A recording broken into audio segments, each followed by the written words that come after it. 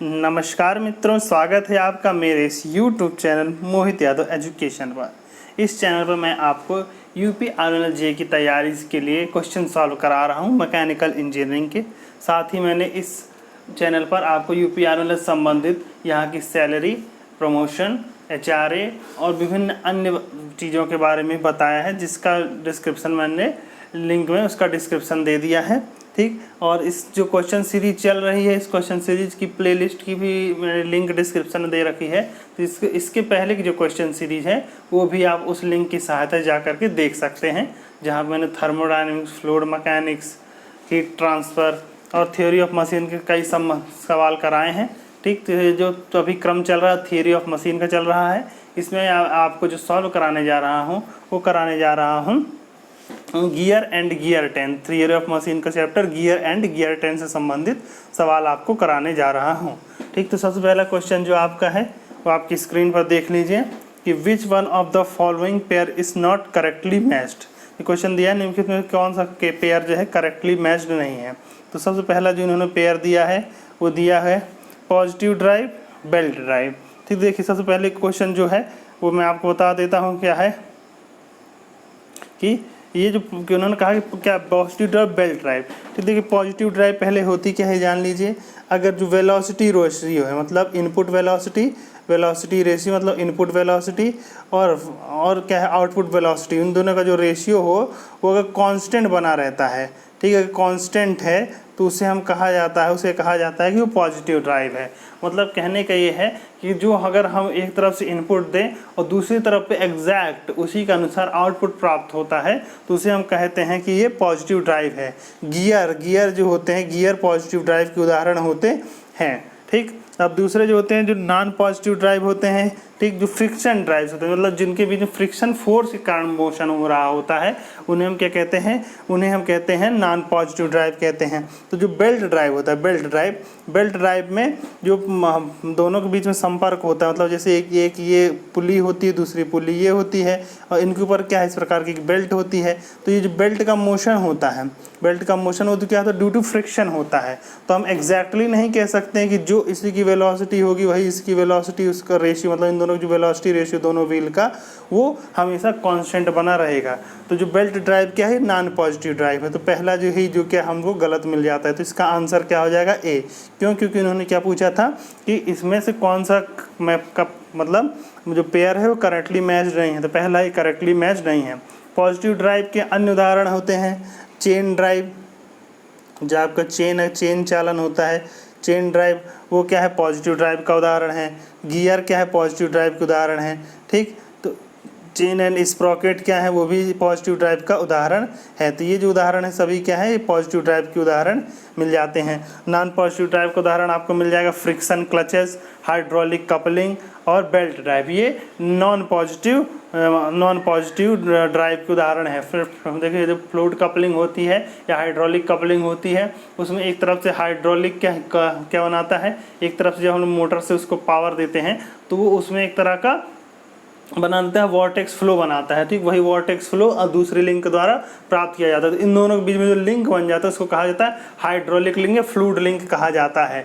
तो एग्जैक्टली जो मोशन हम यहाँ से देते दूसरे छोर पर या दूसरे सिरे पर, दूसरे एंड पर, वो एग्जैक्टली मोशन प्राप्त नहीं होगा। इसलिए फ्लूइड कपलिंग या हाइड्रोलिक कपलिंग भी क्या है, नॉन पॉजिटिव ड्राइव है। ठीक, अब देखिए अगला देख लेते हैं। देखिए कि हमको आंसर तो अपना मिल ही गया है कि इसका आंसर ए है। उन्होंने पूछा क्या था, नॉट करेक्टली मैच्ड, तो पहले ही नॉट करेक्टली मैच्ड है। बाकी देख लेते हैं high velocity ratio worm gearing. ठीक, तो वर्म गियरिंग जो होती है उसका प्रयोग हाई वेलोसिटी रेशियो के लिए किया जाता है। वर्म गियरिंग देखिए किस प्रकार की होती है। वर्म गियरिंग में देखिए इस प्रकार के वर्म गियर होता है। ठीक, इसको फिर से अच्छे से बना देता हूँ। ये जो वर्म गियरिंग में क्या होता है, इस प्रकार का एक वर्म गियर होता है। ठीक, इसके सारे ऐसे इस प्रकार वर्म गियरिंग होती है, और ये जो कनेक्टेड होती है वो कनेक्टेड होती है वर्म से। तो वर्म कैसा प्रकार का होता है, वो इस प्रकार की एक शाफ्ट होती है। ठीक, जिसपे इस प्रकार से कट बने रहते हैं, मतलब ये थ्रेड बनी रहती है, ये पूरी थ्रेड टाइप की बनी होती है, मोटी थ्रेड होती है, इसी पर ये गियर चलता है। तो जैसे जैसे ये वर्म घूमता है, ठीक, तो उसी के अनुसार ये वर्म व्हील भी उसी डायरेक्शन के हिसाब से घूमती रहती है। देखिए ये जो गियर है ये बहुत ही इम्पॉर्टेंट है। क्यों? क्योंकि ये जो गियर होता है वर्म व्हील या वर्म गियरिंग या वर्म एंड वर्म व्हील जो होता है, उसमें क्या होता है, जब ये जो शाफ्ट, ये शाफ्ट मतलब वर्म जब घूमेगा तो ये वर्म व्हील घूमेगा, लेकिन अगर इसको हम ये कहें कि अगर वर्म व्हील घुमाएं तो ये वर्म नहीं घूमता है। ठीक, तो देखिए यही इस वर्म एंड वर्म व्हील की खासियत होती है कि जब हम वर्म को घुमाते मतलब शाफ्ट को घुमाते हैं तो क्या है, उसके अनुसार गियर घूमता है उसका, लेकिन अगर हम गियर को घुमाएं तो शाफ्ट नहीं घूमेंगे। इसीलिए जो वर्म एंड वर्म व्हील होता है उसका प्रयोग किया जाता है सेल्फ लॉकिंग डिवाइसेस के लिए किया जाता है। किसके लिए किया जाता है? Self locking devices. Self locking devices के लिए हम लोग क्या यूज़ करते हैं? Worm and worm wheel use करते हैं। ठीक फ्रेंड्स, अगला जो तीसरा दिया हो, क्या दिया है? To connect non parallel and non intersecting shaft spiral gearing. ठीक, तो non parallel and non intersecting shaft के लिए स्पाइरल गियरिंग ये यूज़ किया जाता है। ये कथन भी सही है। ठीक, diminishing noise and smooth operation helical gears, ये कथन भी सही है। ठीक, तो देखिए ये भी सही है, ये भी सही है, ये भी सही है, लेकिन ये सही नहीं है, हमको नॉन करेक्ट वाला चूज़ करना था। देखिए जो नीचे के सी और डी है, ये एक तरह से हम लोग सभी गियरों के बारे में जानकारी होगी, उसके आधार पर हम लोग उसको सॉल्व कर सकते हैं। तो मैं आपको सबसे पहले गियरों का क्लासिफिकेशन यहाँ समझा देता हूँ। गियरों का क्लासिफिकेशन बहुत ही महत्वपूर्ण है, क्योंकि वहीं पर हम लोग समझ जाते हैं कब कौन सा गियर यूज़ करना है। तो अगर हम लोग गियर का क्लासिफिकेशन देखें तो देखिए मेनली जो गियर होते हैं उनके उपयोग के आधार पर हम उनको 3 भागों में बांट सकते हैं।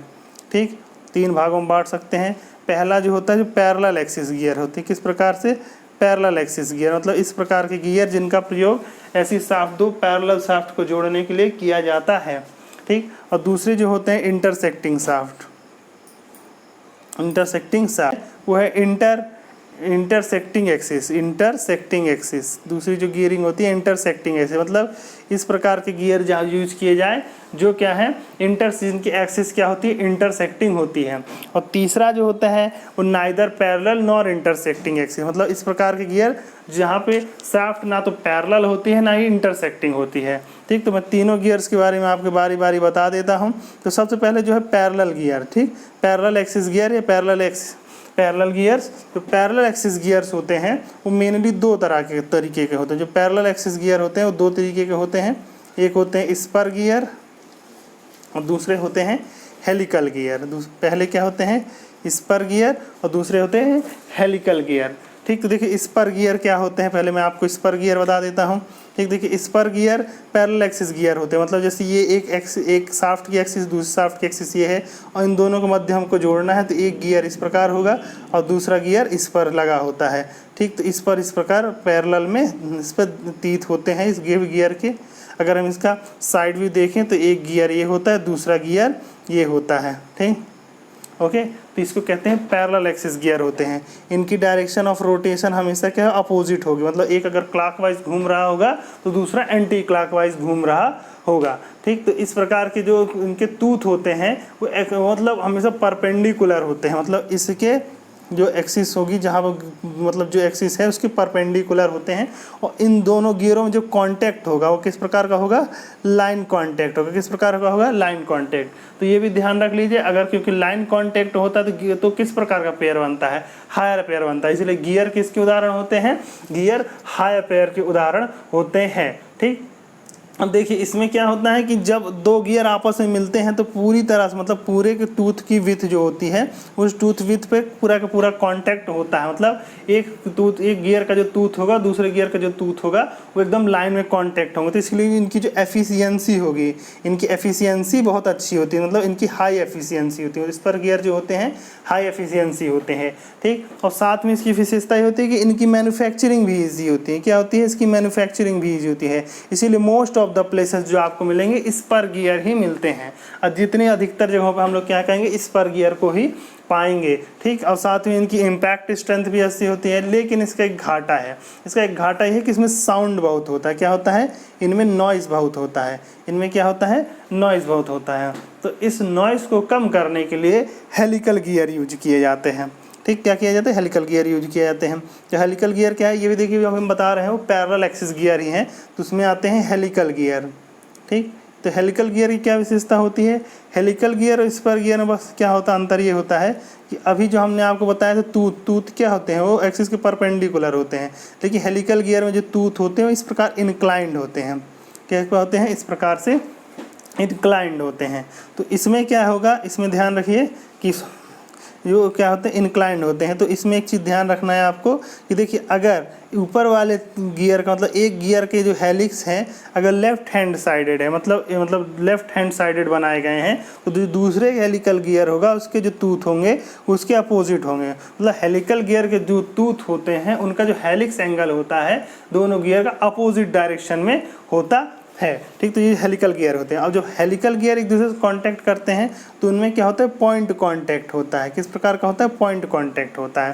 और जब पॉइंट कांटेक्ट होता है तो इसमें क्या है, नॉइस और साउंड कम होता है। क्या होता है? नॉइस और साउंड कम होता है। लेकिन इसकी दिक्कत ये होती है कि इसकी क्योंकि इसमें क्या है, ये कांटेक्ट जो है वो क्या किस पे होना है, एक इंक्लाइंड सरफेस होता है। अब इंक्लाइंड सरफेस का स्ट्रेट, अगर एक स्ट्रेट सरफेस हो उसी का एक इंक्लाइंड सरफेस हो, तो इंक्लाइंड सरफेस क्या है कि मात्रा अधिक होती है स्ट्रेट सरफेस से, तो क्या करता है, अधिक सरफेस एरिया लेता है। अधिक सरफेस एरिया लेता है तो इसमें क्या होता है, फ्रिक्शन अधिक होता है।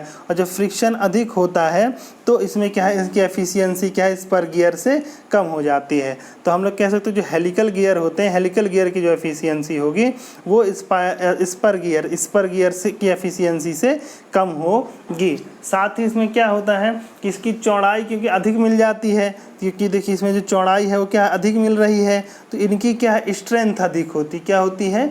स्ट्रेंथ होती है। इनके टीथ की जो स्ट्रेंथ होती है वो अधिक होती है। ठीक, अब देखिए इसमें क्या है, एकदम फुल्ली जो कांटेक्ट होगा, मतलब एक साथ में देखिए स्पर गियर में एक साथ में एक ही टीथ कांटेक्ट में होता है। ठीक, एक कांटेक्ट में आता है फिर दूसरा निकल जाता है फिर दूसरा कांटेक्ट में आता है। ठीक, इसमें क्या है, कंटिन्यूसली एक के बाद एक कंटिन्यूस में आते हैं, तो एक समय में एक ही सरफेस पर एक से अधिक टीथ कांटेक्ट में रहते हैं। ठीक, तो अब देखिए इसमें समस्या क्या आती है कि हेलिकल गियर जो होते हैं, अगर हम हेलिकल गियर में के फोर्स देखें तो इसमें क्या है, इंक्लाइंड, इस प्रकार से इसकी टीथ हैं, इसकी टीथ कैसे होते हैं, इंक्लाइंड होते हैं। तो इस पर जो लगने वाला फोर्स है इस प्रकार से इंक्लाइंड लगता है। तो इसकी हमको दो कंपोनेंट मिल जाते हैं। एक जो मिल जाता है वो कैसा होता है, जो रेडियल कंपोनेंट होता है या टेंजेंशियल कंपोनेंट होता है, वो क्या करता है कि गियर को घुमाने का काम करता है, मतलब गियर को रोटेट करता है। लेकिन ये जो दूसरा कंपोनेंट है ये क्या है, ये एक्सियल थ्रस्ट जनरेट करता है। क्या करता है? एक्सियल थ्रस्ट जनरेट करता है। तो क्या है, हेलिकल गियर की क्या दिक्कत क्या है कि इसमें थ्रस्ट होता है। क्या होता है? थ्रस्ट होता है। तो इस थ्रस्ट को कंपनसेट कैसे किया जाता है? इस थ्रस्ट को कंपनसेट करने के लिए क्या किया जाता है कि डबल हेलिकल गियर बना दिए जाते हैं। क्या किया जाता है? डबल हेलिकल गियर बना दिए जाते हैं। मतलब एक गियर होता है उसके बीच में एक लाइनिंग दे दी जाती है और इस तरफ अगर लेफ्ट हैंडेड हेलिक्स बनाए गए थे या तो राइट हैंडेड बना दिए जाते हैं। तो इसमें क्या होता है, जो फोर्स होता है, मान लीजिए कि रेडियल ये फोर्स ये है, दूसरा फोर्स ये है, तो इसका जो रेडियल पार्ट है वो तो दोनों को घुमाने का काम कर लेता है।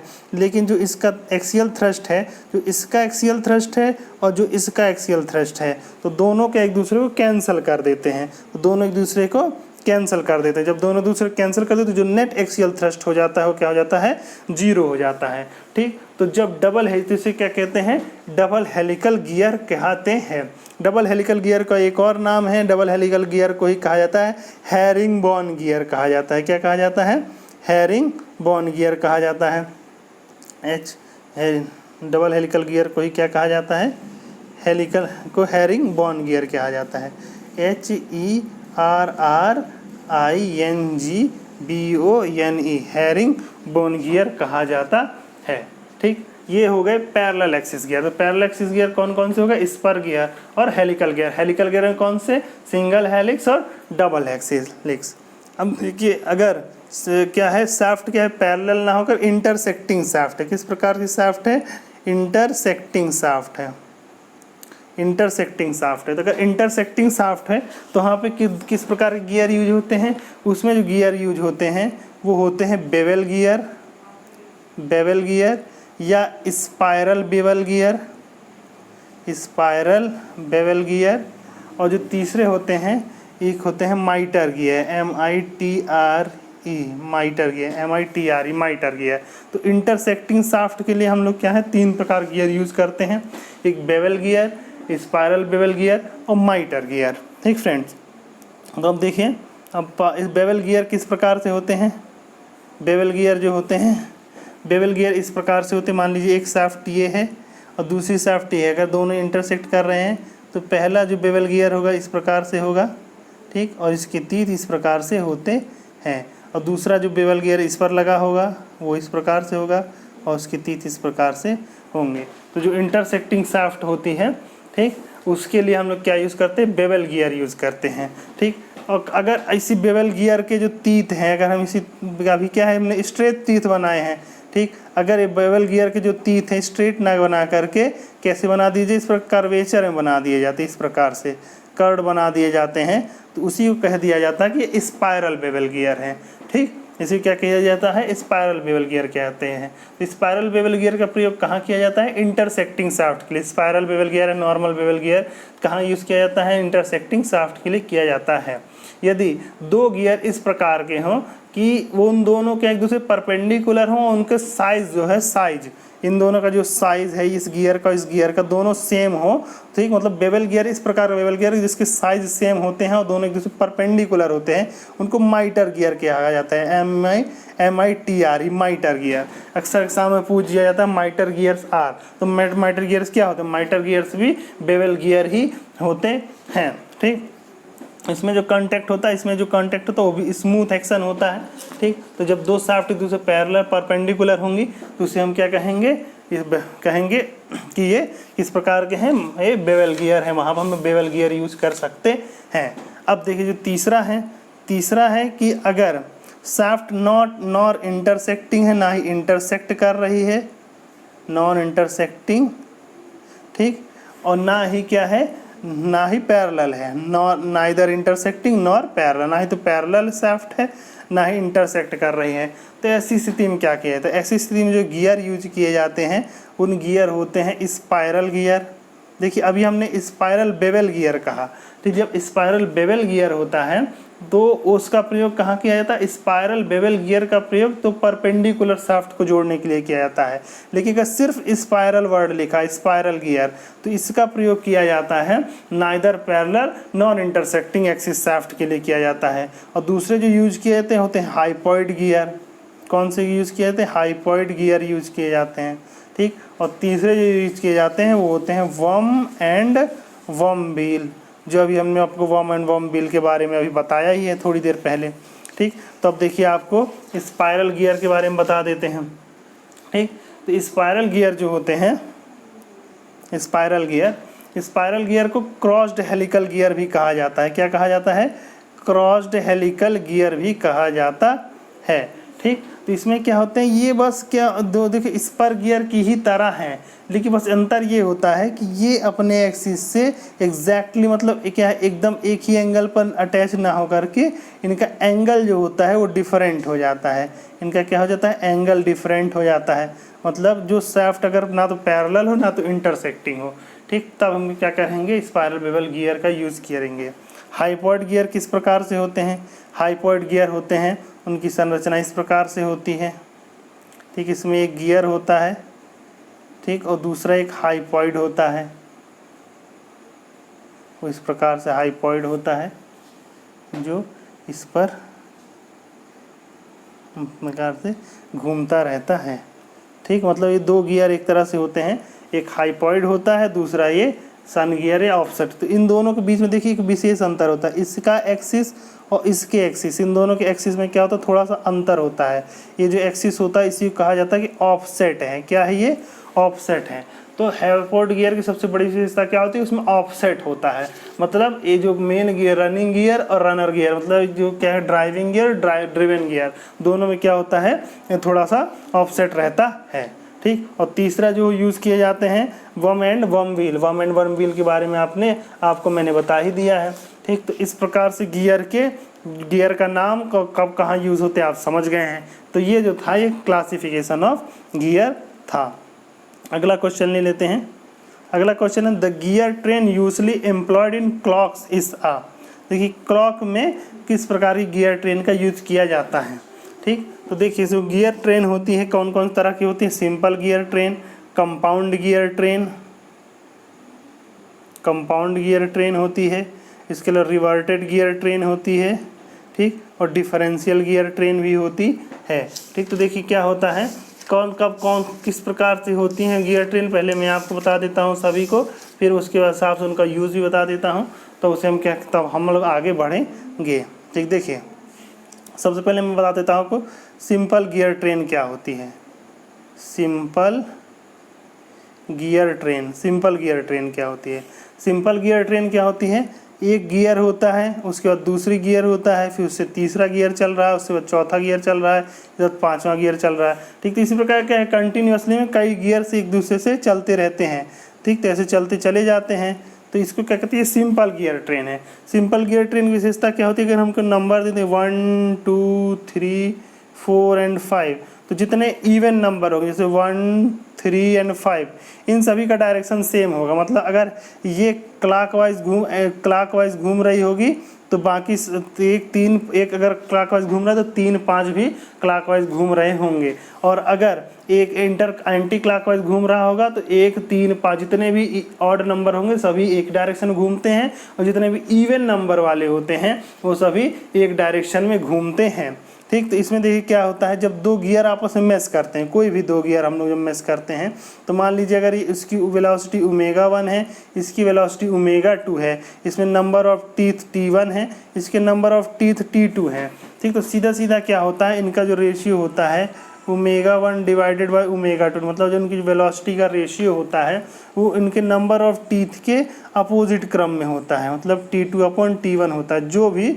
दो गियर आपस में मैच कर रहे होते हैं। तो अगर दो गियर आपस में मैच कर रहे होते हैं तो इस तरह से होता है। लेकिन अगर सिंपल गियर ट्रेन है, गियर ट्रेन कैसी है, सिंपल है, मतलब एक गियर है, फिर दूसरा गियर है, तीसरा गियर है, चौथा गियर है, पांचवा है, ठीक। तो इसमें क्या होगा, इसमें अगर हम लोग इनका वेलोसिटी रेशियो निकालेंगे, वेलोसिटी रेशियो मान लीजिए ω1 है और ये ω2, ये ω3, ω4, ये ω5, तो जो वेलोसिटी रेशियो होगा क्या है, हमेशा इनिशियल अपॉन फाइनल होता है, तो ω1 डिवाइडेड बाई ω5, तो ये क्या होगा, डायरेक्टली हो जाएगा -T5 divided by T1।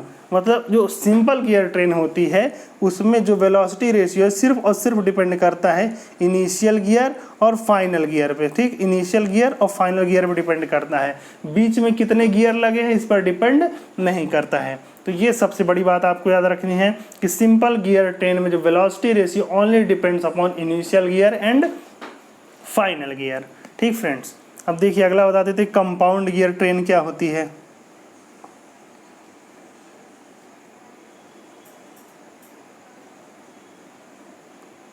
Compound gear train क्या होती है, कंपाउंड गियर ट्रेन देखिए किस प्रकार की गियर ट्रेन होती है, उसमें मान लीजिए एक गियर है वो जो दूसरे गियर से मैच कर रहा है, उसी एक्सिस पर एक और गियर होता है, मतलब अगर ये गियर नंबर 1 है, ये गियर नंबर 2 है, ये गियर नंबर 3, फिर इस गियर नंबर 3 से एक चौथा गियर मैच कर रहा होता है, ठीक।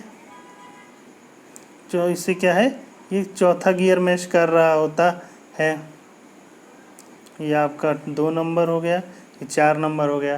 फिर 4 से चाहे तो इस पर इसी एक्सिस पे एक छोटा गियर मैच कर सकता है, फिर वो एक बड़े गियर से मैच करता है। मतलब जो कंपाउंड गियर ट्रेन होती हैं उसमें एक ही एक्सिस पे एक से अधिक गियर मैच कर रहे होते हैं। तो लेकिन इसमें आपको ध्यान क्या रखना है कि देखिए जैसे ये गियर 1 है, ये 2 3 है, ठीक। ये गियर 1 है, ये 2 3 है, तो जो 2 और 3 क्योंकि एक ही शाफ्ट पे हैं तो ω2 और क्या होगा ω3, ω2 और ω3 मतलब दोनों की जो वेलोसिटी होगी, मतलब एंगुलर वेलोसिटी वो क्या हो जाएगी, सेम हो जाएगी। तो यही हमको क्या है कंपाउंड गियर ट्रेन में याद रखना पड़ता है। अब इसकी वेलोसिटी रेशियो क्या होगा, ठीक। इसकी वेलोसिटी रेशियो देखिए क्या होगा, ω1 डिवाइडेड बाई ω2। तो देखिए इसमें देखिए अभी हमने फिगर बनाया था, ये क्या है, एक गियर था, दूसरा ये बड़ा गियर था, फिर तीसरा क्या उसी एक्सिस पे था, फिर उसके बाद ये चौथा गियर था। तो देखिए इसमें क्या है, ये गियर अगर हम इसको इनपुट दें तो ये क्या हो जाएगा, इसको मान सकते हैं ड्राइवर है, ठीक। ठीक। नंबर 1 क्या होगा, ड्राइवर हो गया। नंबर 2 क्या हो गया, ड्रिवन हो गया। ठीक। नंबर 3 क्या है, नंबर 3 अपने आप उसी एक्सिस पे है, शाफ्ट पे है तो घूमेगा। ठीक। तो नंबर 3, फिर नंबर 4, तो नंबर 3 क्या है, नंबर 4 घुमाएगा। तो नंबर 3 क्या हो गया, नंबर 3 आपका हो गया ड्राइवर हो गया। फिर नंबर 4 क्या होगा, ड्रिवन हो गया।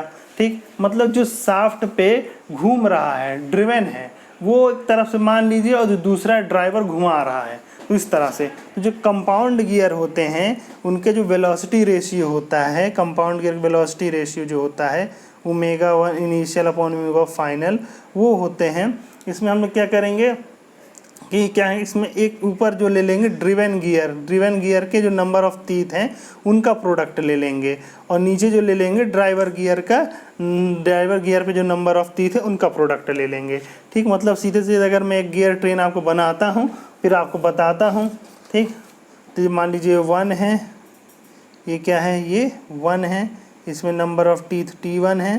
ठीक। और इसकी वेलोसिटी ओमेगा 1 है। ठीक। फिर ये नंबर 2 है, 2, जिसमें नंबर ऑफ टीथ T2 है, और इसकी वेलोसिटी जो है ओमेगा 2 है। इसी पे एक्सिस पे एक तीसरा है जो इसकी वेलोसिटी क्या है, ओमेगा 3 है। ठीक। और नंबर ऑफ टीथ क्या है, T3 है। ठीक। इससे जुड़ा हुआ एक चौथा गियर है जिसकी वेलोसिटी जिसकी क्या है, जो मतलब नंबर ऑफ टीथ क्या T4 है, और वेलोसिटी ओमेगा 4 है। ठीक। मतलब एंगुलर वेलोसिटी ओमेगा 4 है। ठीक। इस पर एक गियर 5 है, इस 5 से 6 है। तो देखिए इसमें ड्राइवर गियर कौन कौन से हैं, 1 ड्राइवर है मतलब एक घुमा रहा है, 2 घूम रहा है तो ड्रिवन है, 3 क्या है, 4 घुमा रहा, 3 ड्राइवर है, 4 क्या है, ड्रिवन है। ठीक। और 5 क्या है, 5 फिर क्या है, ड्राइवर है, और 6 क्या है, ड्रिवन है। मतलब जो घुमा रहा है वो ड्राइवर और ड्रिवन है। अगर इसके नंबर ऑफ टीथ का मल्टीप्लाई करने मतलब T1 into T3 into T5, ठीक, डिवाइडेड बाई कर दें T2 into T4 into T6, तो जो हमको वेलोसिटी रेशियो प्राप्त हो जाएगा, ठीक, वो क्या हो जाएगा, ओमेगा ड्राइवर सबसे इनिशियल वाला डिवाइडेड बाई फाइनल वाला। ठीक। तो इसमें जो मतलब सीधे सीधे आपको याद रखना है फार्मूला, इसका जो वेलोसिटी रेशियो का फार्मूला होता है वो इक्वल टू होता है ड्रिवन गियर के नंबर ऑफ टीथ का प्रोडक्ट जितने हैं वो डिवाइडेड बाय ड्राइवर गियर के नंबर ऑफ टीथ का प्रोडक्ट। ठीक। मतलब जितने जो ड्रिवन गियर है उसको ऊपर ले लीजिए, और जो ड्राइवर गियर है जो चला रहे हैं ड्राइवर गियर उसको क्या है, नीचे ले लीजिए। उनके साथ उन सभी के नंबर ऑफ टीथ का प्रोडक्ट कर दीजिए। तो इस प्रकार से आपको उसकी वेलोसिटी रेशियो प्राप्त हो जाएगा। ठीक। तीसरा जो गियर ट्रेन होती है जो मैं बताने जा रहा हूँ वो reverted gear train.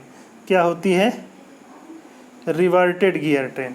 Reverted gear train देखिए किस प्रकार से होती है। एक अगर गियर ये है, ठीक, आपको रिवर्टेड गियर ट्रेन, ये मान लीजिए गियर है जिसका एक्सिस ये है, और इससे दूसरा गियर चल रहा है।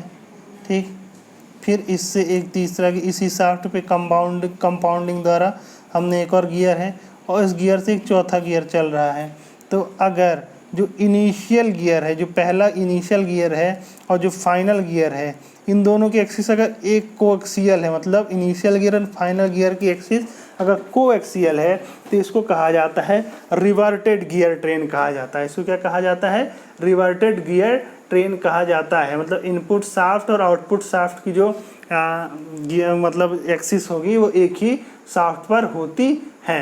ठीक। तो इसमें आपको ध्यान का रखना है, इसमें आपको ध्यान रखना है, अगर मान लीजिए कि जो ये अगर ये इनपुट शाफ्ट हैं, ठीक, और ये आउटपुट शाफ्ट हैं, तो देखिए जो क्या होता है, सीधे सीधे जो एक्सिस होती हैं, अगर दो गियर के बीच में हमको फार्मूला निकालना है तो हम जानते हैं कि इनमें क्या होगा, जो उनके बीच की डिस्टेंस होगी वही डिस्टेंस को हम लोग एज अ टीथ के फॉर्म में लिख सकते हैं। तो होता क्या है, देखिए मान लीजिए इसकी रेडियस R1 है, इसकी रेडियस R2 है, ठीक, इसकी रेडियस R3 है, इसकी रेडियस R4 है।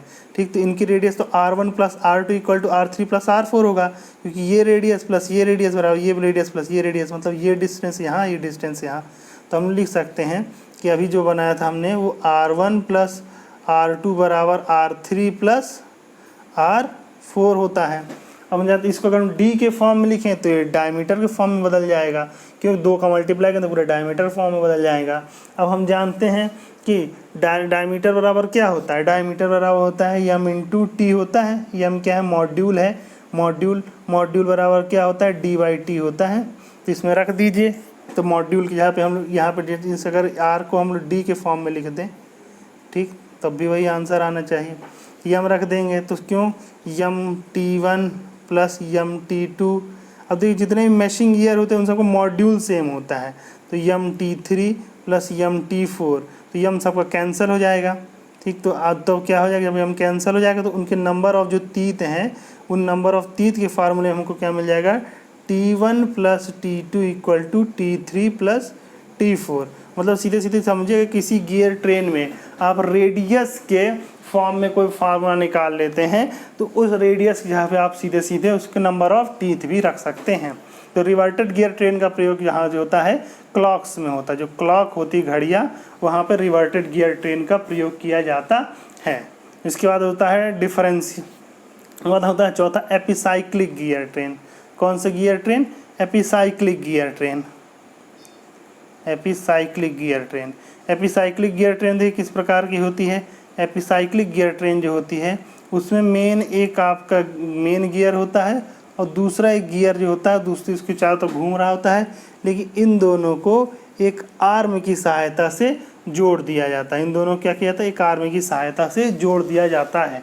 तो इसमें क्या होता है कि एक गियर, कम से कम एक गियर जो होता है किसी दूसरे गियर के चारों ओर घूम रहा होता है। इसमें जो वेलोसिटी रेशियो प्राप्त होता है, इसमें जो वेलोसिटी रेशियो प्राप्त होता है काफ़ी हाई प्राप्त होता है, ठीक। तो इसलिए इसका प्रयोग किया जाता है, हाई वेलोसिटी रेशियो प्राप्त करने के लिए एपिसाइक्लिक गियर ट्रेन का प्रयोग किया जाता है। तो मैंने आपको 4 प्रकार गियर ट्रेन्स होती है, चारों के प्रकार के गियर ट्रेन्स के बारे में बता दिया, ठीक। तो इन्होंने क्वेश्चन क्या पूछा, क्वेश्चन पूछा है कि क्लॉक्स जो घड़ियाँ होती है उसमें किस प्रकार गियर ट्रेन का प्रयोग किया जाता है, तो उसमें रिवर्टेड गियर ट्रेन का प्रयोग किया जाता है, ठीक। और सिंपल गियर ट्रेन, फिर sun and planet gear. Sun and planet gear में क्या होता है, एक मेन सन होता है उसके चारों तरफ प्लानेट गियर लगाए जाते हैं, ठीक। जो एपिसाइक्लिक गियर है ट्रेन होती है वो एक प्रकार के सन एंड प्लानेट गियर ट्रेन ही होती है।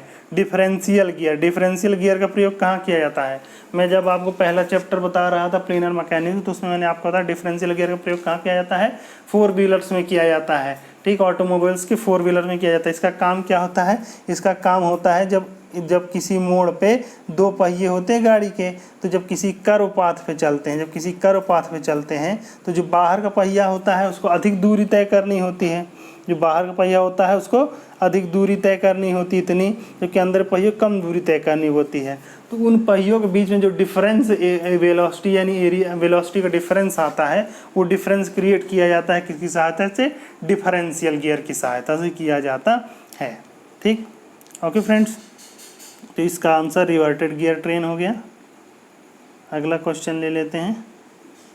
अगला क्वेश्चन है which of the following statements are correct, निम्नलिखित में कौन सा स्टेटमेंट सही है, यही चूज करना है हम लोगों को। उन्होंने दिया है पहला कि for constant velocity ratio transmission between 2 gears the common normal at the point of context must always pass through a fixed point on the line joining the center of rotation of 2 gears। मतलब कहने का है कि जो सीधे सीधे सीखी जो लिखा हुआ पहला कथन लिखा हुआ है वो जो है इसी को कहते हैं लॉ ऑफ गियरिंग कहते हैं। इसी को क्या कहा जाता है, इसी को लॉ ऑफ गियरिंग कहा जाता है। तो पहला कथन सही है, मतलब कहने का यदि दो बॉडीज़ इस प्रकार से एक दूसरे से मेट कर रही हैं और उनके बीच की जो वेलोसिटी क्या है, कांस्टेंट वेलोसिटी रहे, तो उनके बीच की जो क्या है कोई कॉमन नॉर्मल होगा। कॉमन नॉर्मल जो भी होगा इन दोनों कॉन्टैक्ट पॉइंट को, उनको क्या है हमेशा किसी एक फिक्स्ड पॉइंट से होकर के गुजरना चाहिए। मतलब अगर दो रोटेटिंग बॉडी हैं और उनको एक दूसरे के साथ रोटेट कर रहे हैं, उनको कांस्टेंट वेलोसिटी चाहिए, तो उनका जो कॉमन नॉर्मल है, ये मान लीजिए उनका कॉमन नॉर्मल है, तो उनकी जो दोनों रोटेटिंग बॉडी को जोड़ने वाली जो पॉइंट लाइन है और उनके बीच जो कॉमन नॉर्मल है, ठीक, ये दोनों जब पास हों तो हमेशा एक फिक्स पॉइंट से पास, मतलब ये फिक्स पॉइंट क्या होता है, अपनी जगह से हिले नहीं, इसी पॉइंट को कहा जाता है पिच पॉइंट है। ये क्या है, पिच पॉइंट है गियर का, और इसी के सापेक्ष हम लोग को गियर को डिज़ाइन करना होता है। इस प्रकार से डिज़ाइन किया जाता है ताकि वो अपनी जगह पर फिक्स रह सकें। अगला क्वेश्चन, अगली लाइन क्या है, तो पहला कथन तो सही हो गया। दूसरा कथन है for involute gear the pressure angle changes with change in centre difference between gear. हाँ, ये कथन सही है। जो इन्वॉल्यूट गियर होते हैं उनके प्रेशर एंगल तो कांस्टेंट होते हैं, प्रेशर एंगल जो होते हैं कांस्टेंट होते हैं, लेकिन जो प्रेशर एंगल क्या है, प्रेशर एंगल तब कांस्टेंट होते हैं मतलब जब वो अपनी जगह पर ही रह करके वेलोसिटी, मतलब कांस्टेंट वेलोसिटी से घूम रहे हों। अगर उनके बीच का डिस्टेंस बदल दिया जाए, उनके बीच के डिस्टेंस को बढ़ा दिया जाए तो प्रेशर एंगल भी क्या है, चेंज हो जाता है। ठीक, तो जो इन्वॉल्यूट गियर होते हैं, हमने कहा the involute gear the pressure angle changes with change in centre distance between gear. तो देखिए इसमें जो इन्वॉल्यूट गियर होते हैं, ठीक, ये इस प्रकार से होते हैं। अभी मैं आपको इन्वॉल्यूट गियर के बारे में और बातें बता देता हूँ। देखिए इन्वॉल्यूट गियर की दूसरी बात क्या होती है, ये एक कंजुगेट एक्शन देते हैं। कौन सा एक्शन देते हैं, कंजुगेट एक्शन। कंजुगेट एक्शन क्या होता है, कंजुगेट एक्शन पहले जान लीजिए।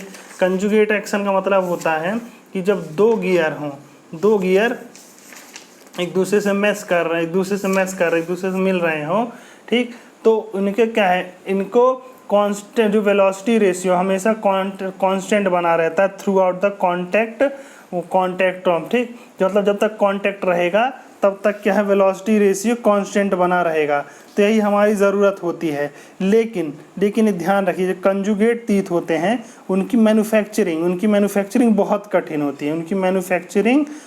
कठिन होती है, इसीलिए हम लोग क्या करते हैं, हमेशा कंजुगेट तीत नहीं बनाते हैं, क्योंकि कंजुगेट तीत की मैन्युफैक्चरिंग कठिन है, उसका डिज़ाइन कठिन है और उसका स्टैंडर्डाइजेशन भी नहीं किया जा सकता। मतलब इसका स्टैंडर्डाइजेशन मतलब उसी स्टैंडर्ड गियर बार बार बनाया जाए, ऐसा संभव नहीं हो पाता है। तो इसीलिए हमेशा क्या करते हैं, हमेशा हम लोग उसका क्या कहते हैं, वो ढूंढ लेते हैं, उनका सब्स्टिट्यूट ढूंढ लेते हैं। तो इनके जो सब्स्टिट्यूट पाए जाते हैं वो एक तरह से हम लोग गियर के सब्स्टिट्यूट ढूंढते हैं जो कंजुगेट एक्शन लगभग दे सकते हैं। वो एक होता है इन्वॉल्यूट प्रोफाइल। कौन सा, इन्वॉल्यूट प्रोफाइल। दूसरी जो होती है उसे कहते हैं साइक्लॉइडल प्रोफाइल। दूसरी क्या होती है, साइक्लॉइडल प्रोफाइल। तो पहले जान लीजिए इन्वॉल्यूट प्रोफाइल क्या होता है। इन्वॉल्यूट प्रोफाइल होता है, मान लीजिए कोई सिलेंडर है, ठीक है, उसके चारों तरफ इस प्रकार से रस्सी एक बंधी हुई है। तो अगर इस रस्सी को खींचे रखते हुए रस्सी को खोलते जाएं, ठीक, रस्सी को खोलते चले जाएं, तो उस पर स्थित किसी रस्सी पर स्थित किसी बिंदु द्वारा जो बिंदु पथ यानी जो ट्रेस पॉइंट मिलेगा उसी को कहा जाता है इन्वॉल्यूट कहा जाता है। मतलब किसी स्ट्रिंग को जब किसी सिलेंड्रिकल पार्ट के ऊपर से खोला जाता है तो उस रस्सी पर स्थित जो कोई भी बिंदु जो पथ फॉलो करता है उस पथ को कहा जाता है इन्वॉल्यूट कहा जाता है। और साइक्लॉइडल क्या होता है, साइक्लॉइडल भी बता देता हूँ आपको। साइक्लॉइडल होता है जब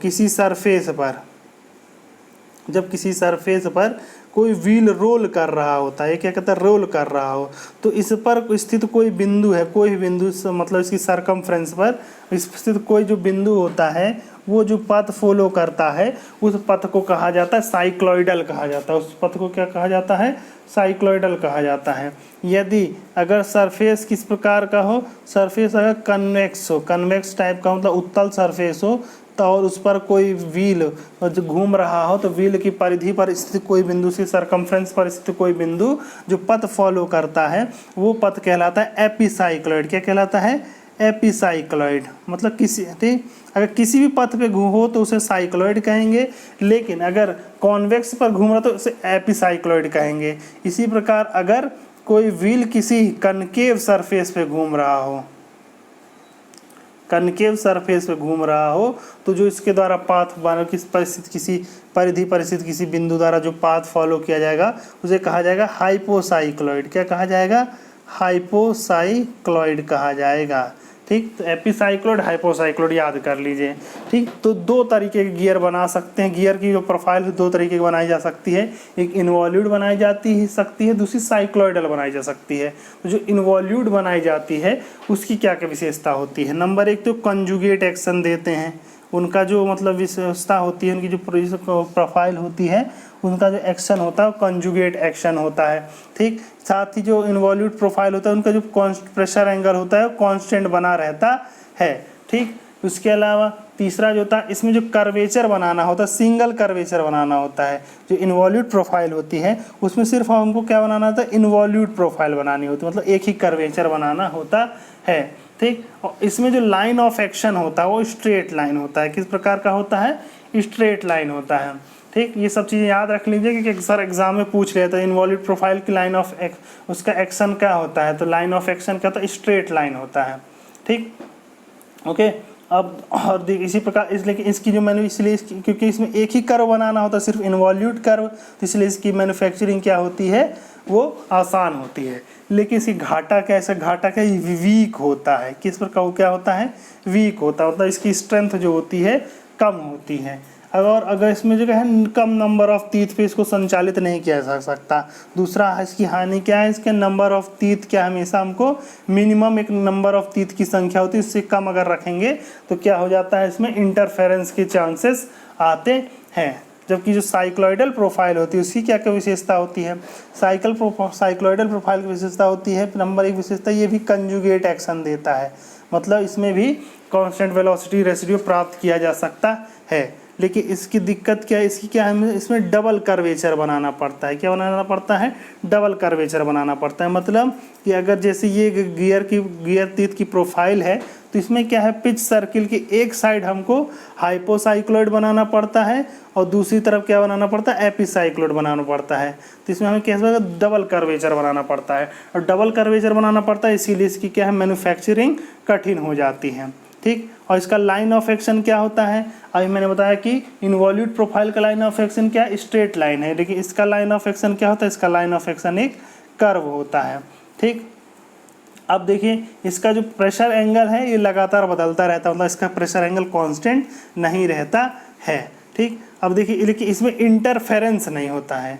इंटरफेरेंस का मतलब होता है, इंटरफेरेंस नहीं होता मतलब जैसे ये एक गियर टीथ है और दूसरा गियर टीथ ये है, दोनों गियर आपस में मैच कर रहे हो, तो कभी कभी क्या करता है कि ये गियर टीथ इस गियर टीथ के रूट में से मटेरियल को खोदने लगता है, मतलब उसमें से उसको रब आउट करने लगता है, मटेरियल को रबिंग के द्वारा बाहर निकालने लगता है। तो इसको कहा जाता है इंटरफेरेंस, मतलब एक गियर का टीथ दूसरे गियर के टीथ को परेशान करके उसमें से मटेरियल को रब आउट करने लगता है। तो इसको क्या कहा जाता है, इसमें इंटरफेरेंस, मतलब जो साइक्लॉइडल प्रोफाइल होती है उसमें इंटरफेरेंस की चांसेस कम होते हैं, जबकि जो इन्वॉल्यूट प्रोफाइल थी उसमें इंटरफेरेंस के चांसेस होते हैं। ठीक, अब देखिए लेकिन एक स्ट्रांग होता है, इसकी विशेषता क्या होती है, स्ट्रांग होता है, इसीलिए इसका निर्माण कैसे की जगह पर किया जाता है जहाँ हमको इसका बहुत अधिक इस्तेमाल किया जाना है। अगला क्वेश्चन, ठीक, अगली लाइन क्या है, तो पहला क्या है, पहला कथन हमारा सही हो गया, दूसरा कथन भी सही हो गया। इसका प्रेशर एंगल क्या है, डिस्टेंस बढ़ाने पे चेंज हो जाता है। ठीक, तीसरा है the velocity ratio of compound gear train depends upon the number of teeth of input and output gear only. अब ये भी मैंने बात को बताया कि जो कंपाउंड गियर होते हैं उसका जो वेलोसिटी रेशियो किस पर डिपेंड करता है, ड्रिवन गियर है वो और ड्राइवर गियर है वो, उनके नंबर ऑफ टीथ के प्रोडक्ट के, मतलब सभी का गुणा कर देना है। तो मतलब इस तरह से हम लोग कह सकते हैं जो कंपाउंड गियर ट्रेन है उसकी जो वेलोसिटी रेशियो किस पर डिपेंड करता है, उसकी वेलोसिटी रेशियो पर डिपेंड करता है जितने भी गियर हैं सभी गियर पे डिपेंड करता है ना, तो सभी गियर पे डिपेंड करता है। तो ये जो कथन है ये कथन गलत हो जाएगा, कि कथन क्या है, गलत हो जाएगा, क्योंकि उन्होंने कहा कि सिर्फ किस पे डिपेंड करता है, इनपुट एंड आउटपुट पे। तो इनपुट और आउटपुट पे कंपाउंड गियर की वेलोसिटी रेशियो डिपेंड नहीं करती है, डिपेंड करती है सारे के सारे गियर के नंबर ऑफ टीथ पे डिपेंड करती है। इनपुट और आउटपुट पे किस गियर की वेलोसिटी रेशियो डिपेंड करती है, इनपुट और आउटपुट पर सिर्फ और सिर्फ सिंपल गियर ट्रेन की वेलोसिटी डिपेंड करती है। चौथा है epicyclic gear train involve rotation of at least one gear axis about the some other axis. तो यही एपिसाइक्लिक गियर ट्रेन की डेफिनेशन है, यही मैंने आपको बताया था। इसमें कौन कौन से कथन सही हो गए, पहला कथन, दूसरा कथन और चौथा कथन, तो 1, 2 एंड 4। तो इसका आंसर क्या हो जाएगा, इसका आंसर हो जाएगा सी। ठीक, इसका आंसर क्या हो जाएगा, सी। अगला क्वेश्चन ले लेते हैं। अगला क्वेश्चन इन्होंने पूछा है, देखिए इन्होंने दिया है सही जोड़ी के फॉर्म में दिया हुआ है और इस सही जोड़ी को हमको मिलाना है। इन्होंने पहला दिया है कि positioning of two shafts and possible connection, उनके बीच में किस प्रकार कनेक्शन किया जाए। तो parallel shaft with slight offset, parallel shaft at a reasonable distance, perpendicular shaft, intersecting shaft. ठीक, तो सही एक एक करके ले लेते हैं। तो parallel shaft with slight offset मतलब दो शाफ्ट हैं, उनके बीच में थोड़ा सा ऑफसेट, मतलब जो इनके बीच में डिस्टेंस है काफ़ी कम है। तो इसमें क्या किया जाता है, हुक जॉइंट। तो हुक जॉइंट का मैंने कहाँ बताया था, हुक जॉइंट का प्रयोग किया जाता है non parallel non intersecting shaft के लिए हम लोग करते हैं। तो ये इसका आंसर तो नहीं होगा। वम एंड वम व्हील, देखिए जो गियर का प्रयोग तभी किया जा सकता है जब जो शाफ्ट के बीच में थोड़ी जगह हो, तो उसमें ओनली स्लाइट ऑफसेट कहा जाता है। तो व्हील का इसका प्रयोग नहीं किया जा सकता। ओल्डहम कपलिंग, ये इसका आंसर है, मतलब ए के लिए क्या हो जाएगा 3 हो जाएगा, टी के लिए क्या हो जाएगा 3 हो जाएगा। ओल्डहम कपलिंग की वर्किंग मैंने इसके पिछले की जो क्वेश्चन सीरीजेस हैं उनमें आपको कई बार बताई है। ठीक, तो ए का क्या हो जाएगा 3 हो जाएगा। इसके बाद दिया है parallel shaft eight reasonable distance, दो पैरेलल शाफ्ट एक दूसरे से काफ़ी दूर हैं। ठीक, तो हुक जॉइंट तो नॉन पैरेलल के लिए यूज किया जा सकता है। ठीक, उसके बाद वम एंड वम wheel, belt and pulley, belt and पुली का प्रयोग किया, एक शाफ्ट यहाँ एक शाफ्ट यहाँ काफ़ी दूर दूर होती तब हम उनके बीच क्या लगाते हैं, बेल्ट एंड पुली लगा देते हैं। तो बी का क्या हो जाएगा, बी का 4 हो जाएगा। तो बी का 4 ये भी दिया हुआ है। अब देखिए, अब सीधा सीधा हमारा आंसर जो है इस पर डिपेंड करेगा। तीसरा क्या है, परपेंडिकुलर शाफ्ट। परपेंडिकुलर शाफ्ट के लिए दिया है हुक्स जॉइंट एंड वम व्हील। ठीक, तो देखिए क्या है कि परपेंडिकुलर शाफ्ट है, तो परपेंडिकुलर शाफ्ट के लिए हम लोग कौन सा यूज़ करना पड़ता है, उस परपेंडिकुलर शाफ्ट के केस में हम लोग कौन सा यूज़ करेंगे। तो परपेंडिकुलर शाफ्ट के केस में हम लोग यूज़ करते हैं वम एंड वम व्हील यूज़ करते, सॉरी ये नॉन इंटरसेक्टिंग होना चाहिए था। ठीक, तो परपेंडिकुलर शाफ्ट के केस में हम लोग क्या यूज़ करते हैं, वम एंड वम व्हील यूज़ करते हैं। और ठीक, तो क्या हो जाएगा, सी का क्या हो जाएगा 2 हो जाएगा। तो इसका आंसर क्या हो जाएगा, इसका आंसर हो जाएगा डी। इसका आंसर क्या हो जाएगा, डी हो जाएगा। ठीक, परपेंडिकुलर शाफ्ट के लिए वम एंड वम व्हील यूज़ करेंगे और इंटरसेक्टिंग शाफ्ट के लिए क्या करेंगे, हुक्स जॉइंट यूज करेंगे। ये इंटरसेक्टिंग शब्द नहीं, यहाँ नॉन इंटरसेक्टिंग शब्द लिखना चाहिए तो ज़्यादा सही होता, क्योंकि जो क्या हुक्स जॉइंट का प्रयोग क्या है, कहाँ किया जाता है, नॉन पैरेलल नॉन इंटरसेक्टिंग इस प्रकार की हो। ठीक, इंटरसेक्टिंग। ठीक, तो इस प्रकार से इसका आंसर हो गया। अगला क्वेश्चन ले लेते हैं। A reverted gear train is one in which the output and input shaft, मैंने अभी आपको बताया था कि जब इनपुट शाफ्ट और इनपुट आउटपुट शाफ्ट एक ही लाइन में हो, कोएक्सियल हो, तो उसे हम क्या कहते हैं, रिवर्टेड गियर ट्रेन कहते हैं। तो इसका क्या कहते हैं, इसका आंसर हो जाएगा आर, कोएक्सियल। ठीक, इसका आंसर हो जाएगा B. Rotate in opposite direction, ये नहीं होगा। Are at right angles to each other, नहीं। Are at an angle to each other. Okay friends, तो आज के लेक्चर के लिए इतना ही। फिर मिलेंगे आपसे नए प्रश्नों के साथ, तब तक आप तैयारी जारी रखिए। यदि आपने अभी तक हमारा चैनल सब्सक्राइब नहीं किया है तो सब्सक्राइब कर लीजिए और बेल आइकन को भी प्रेस कर दीजिए ताकि आपको सारे नोटिफिकेशन समय से मिलते रहें। और यदि आप हमारे टेलीग्राम चैनल से जुड़ना चाहते हैं तो मैंने उसकी लिंक अपने डिस्क्रिप्शन में दे रखी है। साथ ही यहाँ पे उत्पादन निगम में मिलने वाली सैलरी और उसके अलावा प्रमोशन और HRA ट्रेनिंग, इन सब संबंधित वीडियो भी मैंने बनाए हैं, जिसके लिंक मैंने डिस्क्रिप्शन में दे रखे हैं। और अगर फ्लूइड मैकेनिक्स आपको पढ़ना है तो फ्लूइड मैकेनिक्स मैंने विस्तार से पढ़ाया है 20 लेक्चर्स में, उसको अगर आप पढ़ना चाहते हैं तो उसका लिंक भी मैंने डिस्क्रिप्शन में दे रखा है। और साथ ही यदि आप अन्य क्वेश्चन सीरीज़ को सॉल्व करना चाहते हैं तो उनके लिंक भी डिस्क्रिप्शन में दिए हैं। मतलब आप हमारे डिस्क्रिप्शन में जाइए, वहाँ से चाहें तो आप इसका PDF भी डाउनलोड कर सकते हैं, आप अन्य प्लेलिस्ट भी देख सकते हैं। तो जुड़े रहिए हमारे साथ और अपनी तैयारी जारी रखिए, क्योंकि कोई भी लक्ष्य बड़ा नहीं, हारा वही जो लड़ा नहीं।